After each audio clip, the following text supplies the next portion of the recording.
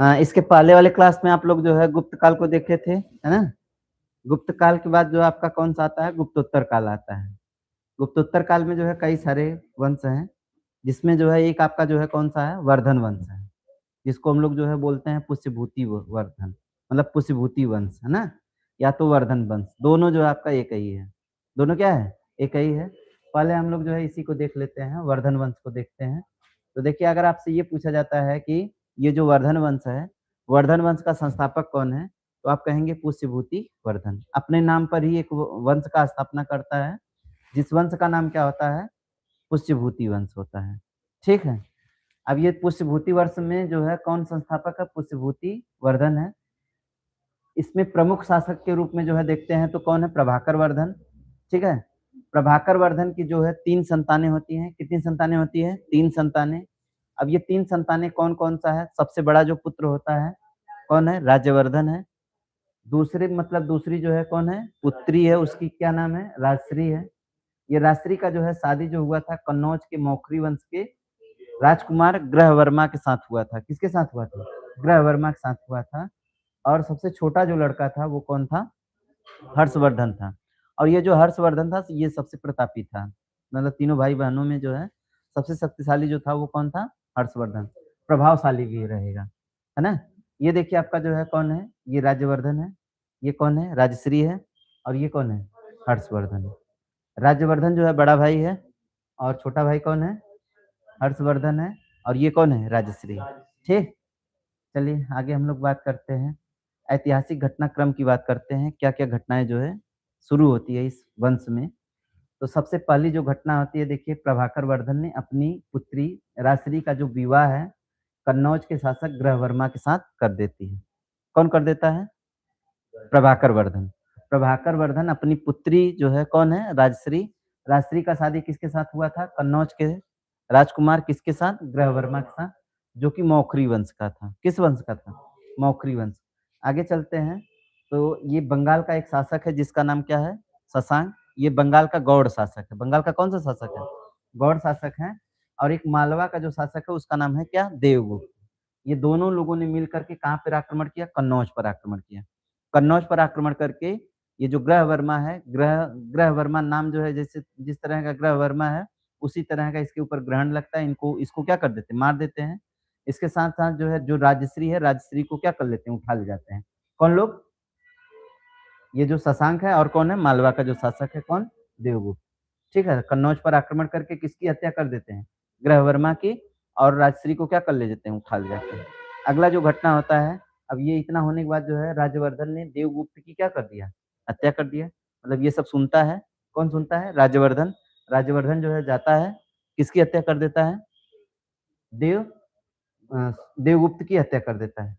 लेकिन ये जो शशांक है, शशांक जो है छल से राज्यवर्धन की क्या कर देता है? हत्या कर देता है। ये जो राज्यवर्धन है, राज्यवर्धन जो है देखिए क्या करता है? देवगुप्त की हत्या कर देता है। यह बात पता चलती है किसको? शशांक को। तो शशांक को कहीं न कहीं डर हो जाता है कि ये मेरा भी जो है क्या कर देगा? काम तमाम कर देगा। ये जो है मित्रता करने के लिए उसको क्या करता है? भोज पर बुलाता है। किसको? राज्यवर्धन को। और भोज पर बुलाने के बाद जो है चारों तरफ से सेना से घेर करके उसकी क्या कर देता है? हत्या कर देता है। राज्यवर्धन का काम तमाम कर देता है कौन? शशांक। ठीक? इधर जो है हर्षवर्धन बचा है। कौन बचा है? हर्षवर्धन। हर्षवर्धन जो है इधर ये जो हर्षवर्धन के जो पिता है कौन? प्रभाकर वर्धन। प्रभाकर वर्धन सुनते हैं कि राज्यवर्धन जो है क्या किया गया? मारा गया। तो ये जो है क्या हो जाती है? इनकी मृत्यु हो जाती है किसकी? प्रभाकर वर्धन की। तो हर्षवर्धन ने अपने पिता की मृत्यु मतलब प्रभाकर वर्धन की भी मृत्यु हो चुकी है। ये प्रभाकर वर्धन की मृत्यु होती है तो उनकी माता जो होती है कौन? यशोमती। यशोमती जो है अपना क्या कर जाती है? सती हो जाती है। किसके ऊपर? प्रभाकर वर्धन के ऊपर जो है क्या हो जाती है? सती हो जाती है। कौन हो जाती हैं? हर्षवर्धन की जो माता है वो जो है सती हो जाती है। अब ये सब देखिए क्या है? ये आप देख रहे हैं ये कौन है? राज्यवर्धन है। कौन है? राज्यवर्धन। राज्यवर्धन जो है देखिए इसको भोज पर बुलाया है और ये जो है कौन है? शशांक। शशांक जो है देखिए इसको क्या करता है? चारों तरफ से देखिए घेरे हुए हैं सब और इसको घेर करके जो है क्या कर देते हैं? अपने राजमहल में इसकी क्या कर देते हैं? हत्या कर देते हैं। राज्यवर्धन खत्म। उधर राज्यवर्धन के खत्म होने से किसको दुःख होता है? उसके पिता को। उसके पिता की जो है मृत्यु हो जाती है।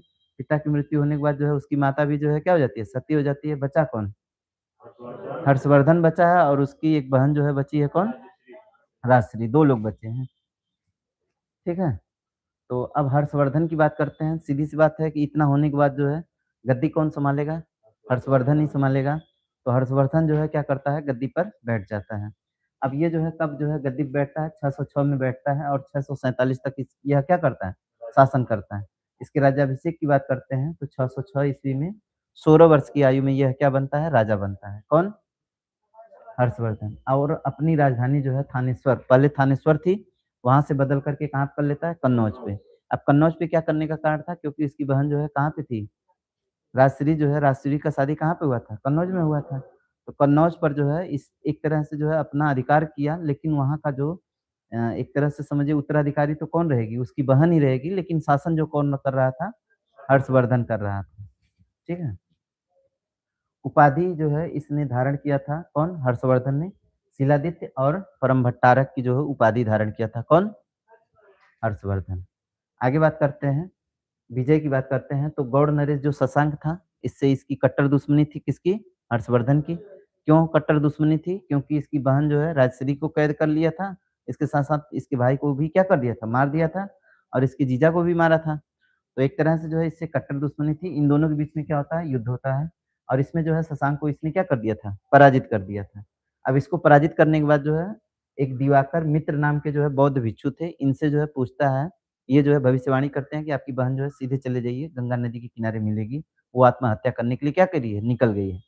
ये जो है क्या करते हैं, खोजते हुए बौद्ध भिक्षु की मदद से अपनी बहन राजश्री को इसने क्या कर लिया? खोज लिया। किसने खोज लिया? हर्षवर्धन ने। शशांक ने, हर्षवर्धन ने खोजा है। शशांक जो है इसको क्या किया था? कैद किया था। ठीक है? नर्मदा का युद्ध होता है किसके बीच में? ये जो हर्षवर्धन है और चालुक्य शासक पुलकेशिन द्वितीय के बीच में। और ये जो अभिलेख है, इसका उल्लेख जो है किस अभिलेख में मिलता है? ऐहोल अभिलेख में। और ये जो ऐहोल अभिलेख है, इसको किसने लिखवाया था? रविकीर्ति ने लिखवाया था। तो रविकीर्ति जो था, यह जो है किसको लिखा था? ऐहोल अभिलेख को लिखा था पुलकेशिन द्वितीय और पुलकेशिन द्वितीय और किसके बीच में युद्ध हुआ था? तो पुलकेशिन द्वितीय और हर्षवर्धन के बीच में युद्ध हुआ था। इस युद्ध में जो है पुलकेशिन द्वितीय जो है क्या हो जाता है? जीत जाता है और कौन हार जाता है? हर्षवर्धन जो है क्या कर जाता है? हार जाता है। अब एक चीज़ और ध्यान देना है कि ये जो नर्मदा का युद्ध हुआ था, ये हुआ कब था? तो 618 ईस्वी में हुआ था। कब हुआ था? 618 ईस्वी में हुआ था। अब ये देख पा रहे होंगे, इधर जो है ये कौन है? ये हर्षवर्धन है। हर्षवर्धन और शशांक के बीच में क्या होगा? युद्ध होगा। ठीक है ना? किसके-किसके बीच में? हर्षवर्धन और शशांक के बीच में युद्ध होगा और इधर जो है इसकी बहन है कौन? राजश्री। राजश्री जो है आत्महत्या करने ही वाली थी, तब तक जो है ये देखिए कौन है? बौद्ध भिक्षु है। ये जो है पहुँचते हैं, बताते हैं कि हाँ, यहीं पर है और ये शशांक आके जो है इसको क्या कर लेता है? खोज लेता है। ठीक है? अब आ जाते हैं कौन-सा? शशांक को हरा करके तब जो है उसको खोजेगा, ठीक है? अब ये जो है हर्षवर्धन है और ये कौन है? पुलकेशिन द्वितीय है। ये दूसरी घटना है। पहली घटना थी अपनी बहन को खोजा और शशांक को हराया और ये वाली जो घटना है ये क्या कर रहा है? ये जो है हर्षवर्धन है और ये कौन है? पुलकेशिन द्वितीय है। दोनों के बीच में क्या होता है? युद्ध होता है, जिसमें चालुक्य शासक पुलकेशिन द्वितीय की क्या होती है? विजय होती है। दोनों का युद्ध होता है, इसमें विजय किसकी होती है? पुलकेशिन द्वितीय। ये देखिए आपकी नर्मदा नदी जो है, नर्मदा नदी के तट पर हुआ था, इसलिए इसको क्या बोला जाता है? नर्मदा का युद्ध बोला जाता है। ठीक? चलिए, बात करेंगे हर्षवर्धन की। तो हर्षवर्धन जो है, हर्षवर्धन को साहित्य का क्या कहा जाता है? सम्राट कहा जाता है। क्यों साहित्य का सम्राट कहा जाता है? क्योंकि यह साहित्य का क्या था? प्रेमी था। अब इसका पता कैसे चलता है? तो इसने जो है 3 जो है नाटक लिखा था। इसने क्या किया था? 3 नाटक लिखा था। कौन-कौन सा? नागानंद और कौन-सा? रत्नावली। इसके साथ-साथ जो है प्रियदर्शिका। ये 3 जो है उपन्यास लिखा था। कौन लिखा था? हर्षवर्धन ने लिखा था। आगे हम लोग चलते हैं। देखिए विशेष की बात करते हैं, तो ये जो है जो हर्षवर्धन है, ऐसा माना जाता है कि यह क्या है?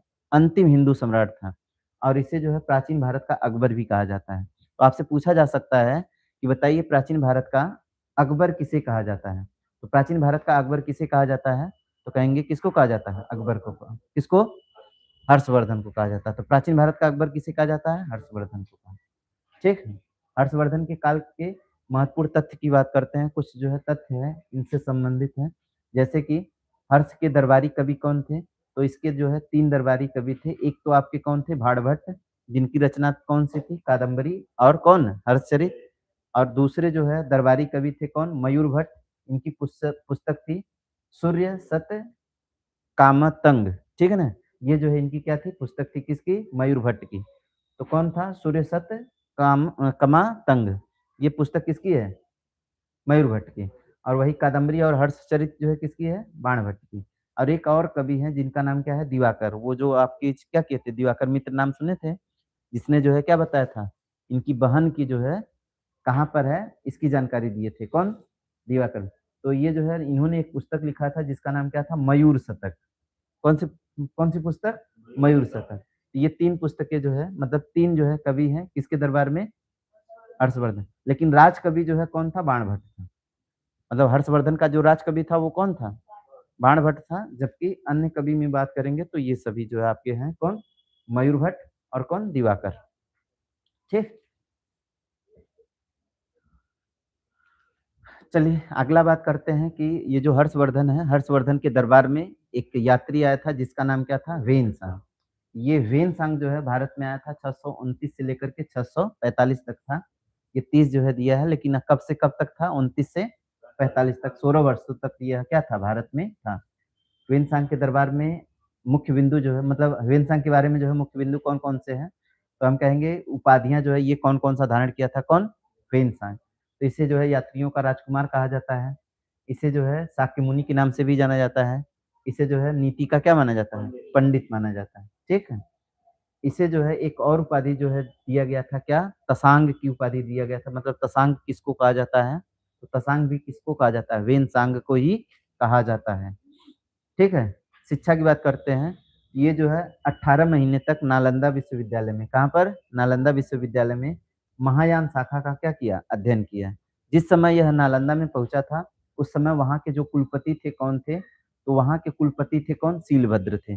मतलब जिस समय यह जो है नालंदा में पढ़ने गया था, उस समय वहाँ के कुलपति कौन थे? शीलभद्र थे। और हम बात करेंगे शिक्षण मतलब ये जो जिस समय यह गया था, उस समय जो है शिक्षक और विद्यार्थी का जो अनुपात था वो कितना था? तो 1 शिक्षक पर 5 विद्यार्थी मतलब 1 शिक्षक जो है केवल कितने विद्यार्थी को देखता था? 5 विद्यार्थी को पढ़ाता था। ये अनुपात था। कहाँ पर? नालंदा। जबकि यहाँ पर क्या होता है? वर्तमान स्थिति है क्या? एक शिक्षक जो है 100, 200, 1000, 2000, 4000 को भी देखता है ना? सोचिए कि आज का शिक्षक और पहले का शिक्षक मतलब कितना अंतर है। चलिए यात्रा का विवरण, ये जो वेन-सांग है, वेन-सांग अपनी यात्राओं का जो विवरण है अपनी पुस्तक सी यू की में देता है। किस पुस्तक में देता है? सी यू की में जो है देता है। ठीक है ना? वेन-सांग के जीवनी की बात करते हैं, तो जीवनी जो है इसकी लिखा है एक वैज्ञानिक है, एक विद्वान है जिसका नाम क्या है? व्हीली। तो वेन-सांग की जीवनी जो लिखा है उसका नाम क्या है? व्हीली ने लिखा है। किसने लिखा है? व्हीली ने। जबकि वेन-सांग अपनी यात्राओं का जो वर्णन है वह किस पुस्तक में किया है? सी यू की में किया है। और व्हीली कौन है? व्हीली जो है इसके जीवनीकार हैं। किसके जीवनीकार हैं? वेन-सांग के जीवनीकार हैं। आई बात समझ में? चलिए आगे हम लोग बढ़ते हैं। व्यापार की बात करते हैं। ये जो सीयू की पुस्तक है, सीयू की पुस्तक में ये जानकारी मिलती है कि वेन-सांग के व्यापार का हर्षवर्धन के व्यापार का जो केंद्र था वो कौन-सा था? कन्नौज था। कौन था? कन्नौज था।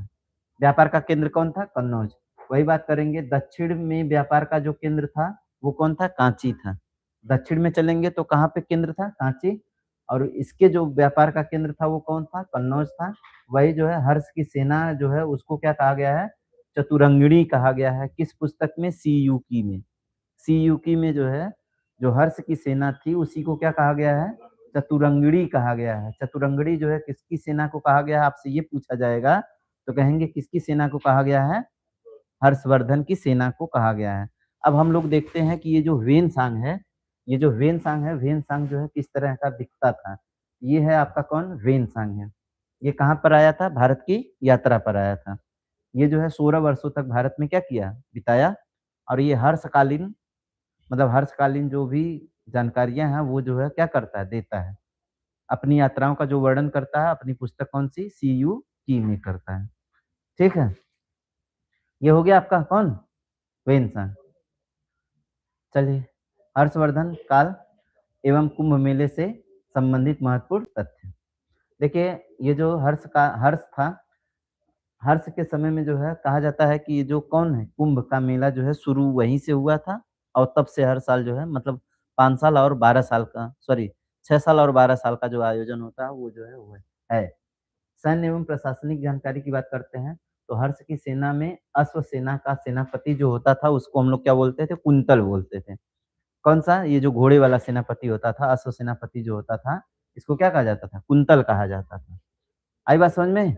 हर्षवर्धन के कार्य की बात करते हैं, तो कार्य में जो है देखिए आपका जो है महामोक्ष परिषद का आयोजन प्रति 5वें वर्ष जो है करता था, कहाँ पर? प्रयाग में और कन्नौज में। तो महामोघ परिषद का जो आयोजन करता था, 2 जगहों पे करता था, हर 5-5 सालों पे जो है करता था। एक तो कन्नौज में करता था और एक कहाँ पे? प्रयाग में करता था। ठीक है? तो कौन-सा परिषद था? महामोक्ष परिषद। पूछेगा कि जो हर्षवर्धन था, ये जो है 2 परिषदों का जो है क्या करता था? आयोजन करता था, उसका नाम क्या था? तो कहेंगे महामोक्ष परिषद जो है करवाता था। कहाँ-कहाँ करवाता था? एक कन्नौज में करवाता था, दूसरा कहाँ पे? प्रयाग में करवाता था। ठीक है? धार्मिक परिवर्तन की बात करते हैं। देखिए, प्रारंभ में जो हर्षवर्धन था वो क्या था? शैव धर्म को मानने वाला था। किस धर्म को मानने वाला? शैव धर्म को मानने वाला था, लेकिन बाद में यह जो है बौद्ध धर्म को क्या कर लिया? अपना लिया। किसने? हर्षवर्धन ने। हर्षवर्धन के जो पुत्र की बात करेंगे तो इसके भी जो है 3 पुत्र थे। कितने पुत्र थे? 3 पुत्र थे। एक तो आपका कौन था? कल्याणवर्धन था, दूसरा था वाग्यवर्धन और तीसरा जो था, 1 मिनट, इसके 2 पुत्र थे। कितने पुत्र थे? 2 पुत्र थे। 2 पुत्र कौन-कौन है? एक कल्याणवर्धन है और दूसरा है कौन? भाग्यवर्धन। ठीक है ना? एक कल्याणवर्धन और दूसरा कौन? भाग्यवर्धन। ठीक है ना? और हम बात करते हैं कुंभ मेले की शुरुआत एवं अंतराल। देखिए, जो ये कुंभ मेला है माना जाता है कि इसी के समय काल से क्या है? शुरू किया गया है। ये प्रयाग में जो लगता है ना, वो चीज़ जो है शुरू कौन किया है? इसी ने शुरू किया। तो अर्ध कुंभ की बात करेंगे तो प्रति 6 वर्ष में, वही जो है महाकुंभ की बात करेंगे तो प्रति 12 साल में, ठीक है? जिसको हम लोग कुंभ कहते हैं। सॉरी, कुंभ की बात करेंगे तो 12 साल में और महाकुंभ की बात करेंगे तो 24। तो कुंभ जो लगता है वो कितने सालों में लगता है? 12 सालों में। अर्ध कुंभ जो लगता है वो कितने? 6 सालों में और महाकुंभ जो लगता है वो कितने सालों में? 24 सालों में। इसका जो है प्रायोजन जो है किसके द्वारा शुरू किया गया था? हर्षवर्धन के। हालाँकि आप लोग जानते हैं कि कुंभ जो है 4 जगहों पे लगता है। कितने जगहों पे लगता है? कुंभ जो है 4 जगहों पे लगता है। कौन-कौन सा 4 जगह है? तो एक तो आपका प्रयाग में है, एक हरिद्वार में है, एक उज्जैन में है और एक कहाँ पे है? नासिक में है। 4 जगह जो है क्या लगता है? कुंभ लगता है। तो कुंभ जो है कितने साल में? 6 साल में, 12 साल में और अर्ध कुंभ जो है कितने में? 6 साल में और महाकुंभ कितने में? 24 साल में।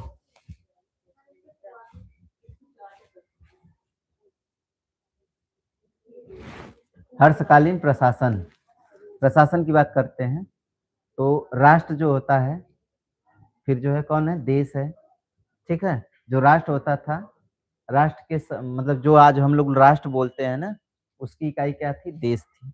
ये किसके समय काल में? हर्षकाल के समय। इसका प्रमुख जो अधिकारी होता था, मतलब राष्ट्र का जो अधिकारी हुआ करता था वो कौन होता था? सम्राट हुआ करता था। ठीक है? आगे हम चलते हैं प्रांत। प्रांत का जो नाम हुआ करता था उसका नाम क्या हुआ करता था? भुक्ति हुआ करता था। आज जो हम लोग प्रांत बोलते हैं वो पहले क्या हुआ करता था? वर्षकाल में भुक्ति होता था। और भुक्ति का जो अधिकारी होता था उसको हम लोग क्या बोलते हैं? उपरिक बोलते हैं या फिर राष्ट्रीय बोलते हैं। उपरिक या राष्ट्रीय। ये जो है देखिए हर चरित्र में इनके लिए लोकपाल शब्द भी क्या करता है? मिलता है। किसके लिए? उपरिक के लिए। तो उपरिक जो है, उपरिक को ही क्या कहा गया है? लोकपाल कहा गया है। लोकपाल का मतलब समझते हैं ना? वो जो लोगों की क्या करता है? एक तरह से आप समझिए कि पूरे जो है क्षेत्र का जो है रक्षक होता है। पूरे क्षेत्र का क्या होता है? रक्षक होता है। क्षेत्र का रक्षक होता है। और वही देश के जो रक्षक है वो कौन है? सम्राट है। वही जो है अगला है आपका, देखिए क्या? जिला। जिला को क्या कहा जाता था? विषय। जिला को क्या कहा जाता था? विषय। और इसको बोलते थे विषयपति। इसके मुखिया को क्या बोला जाता था? अधिकारी को क्या बोला जाता था? विषयपति। वही जो है तहसील जो होता था उसके जो नाम होता था पाठक हुआ करता था और इसको बोला जाता था पाठक पति बोला जाता था। गाँव जो है बात करते हैं तो ग्राम ही बोला जाता था, लेकिन उसके जो अधिकारी है उसको क्या बोला जाता था? ग्राम अछपटलिक, ग्राम अछपटलिक कहा जाता था। किसको? ग्राम के अधिकारी को ग्राम अछपटलिक कहा जाता था। ठीक है ना? ग्राम अछपटलिक, एक जो है विषयपति, एक आपका जो है कौन? एक जो है उपरीक और एक कौन? सम्राट। याद रहेगा सभी? राष्ट्र जो होता था अर्थात देश का जो मुखिया होता था सम्राट, सबसे बड़ा पद होता था। प्रांत का जो होता था भुक्तिक, भुक्ति, है ना? और इसका जो अधिकारी होता था कौन? उपरीक। विषय का होता था कौन? विस्पति। ये जो है जिला का होता था। तहसील का जो होता था पाठक, पाठकपति। और गांव का जो होता था वो कौन होता था? क्या क्या बोल रहे हैं? छपटलिक बोल रहे हैं ना? क्या बोल रहे थे? ग्राम अचपटलिक होता है, लिखा है इसमें ना, ग्राम अचपटलिक होता है। ठीक है ना?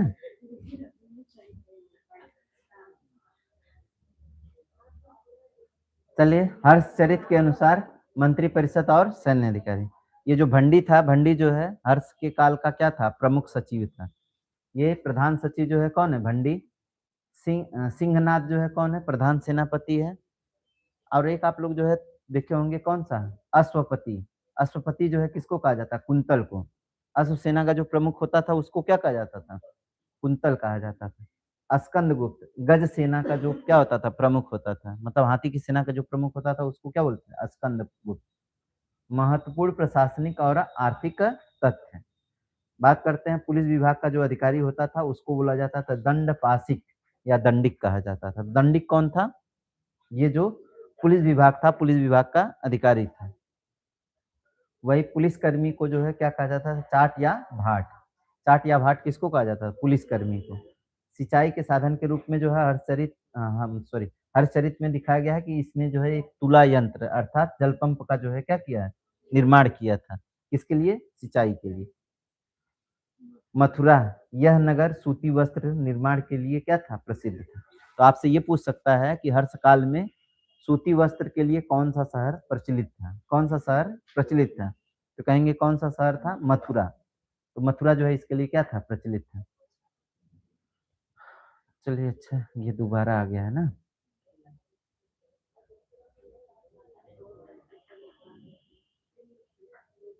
ठीक है, अब इसके बाद जो है देखिए, ये जो हर्ष है, हर्ष का पूरा काल जो है क्या हो गया? समाप्त हो गया। इसमें जो है कोई दिक्कत है? अब इसके बाद जो बचे हैं आपके गुप्तोत्तर वाले काल वाले, कौन कौन सा बचा है? तो ये जो गुप्तोत्तर काल में जो है हर्षवर्धन का काल समाप्त होगा, तो कन्नौज में जो है त्रिपक्षी संघर्ष होगा। कन्नौज में क्या होगा? त्रिपक्षी संघर्ष होगा। और ये त्रिपक्षी संघर्ष जो है किसके किसके बीच में होगा? तो पाल वंश के बीच में होगा, गुर्जर प्रतिहार के वंश के बीच में होगा, इसके बाद कौन? राष्ट्रकूट के बीच में होगा। तो इन सभी के बारे में जो है हमको क्या करना है? पढ़ना है, लेकिन उसको हम पढ़ेंगे अगले वाले क्लास में ना। चलिए।